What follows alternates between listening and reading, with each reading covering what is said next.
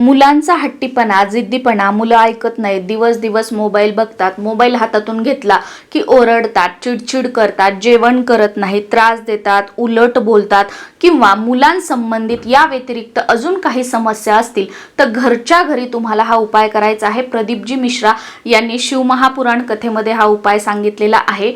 सकाळी देवपूजा करताना शिवलिंगावरती जसं आपण सर्व देवांना स्नान घालतो, शिवलिंगाला पण स्नान घालायचं आहे आणि सगळे देव जिथल्या तिथे ठेवल्यानंतर ते जे शिवलिंग आहे स्नान घातलेलं परत एका दुसऱ्या प्लेटमध्ये घ्यायचं आहे, स्वच्छ प्लेटमध्ये घ्यायचं आहे। अगदी छोटासा पेला भरून वगैरे स्वच्छ पिण्याचं पाणी घ्यायचं आहे आणि त्या पिण्याच्या पाण्याने त्या शिवलिंगावरती अभिषेक करायचा आहे। ओम नमः शिवाय किंवा श्री शिवाय नमस्तुभ्यम हा मंत्र म्हणत अभिषेक करायचा आहे 108 वेळा आणि त्यानंतर हे जे पाणी अभिषेकाचं असेल त्याचं मुलांना आचमन करवायचं आहे। तीर्थ म्हणून हे पाणी मुलांना दररोज द्यायचं आहे।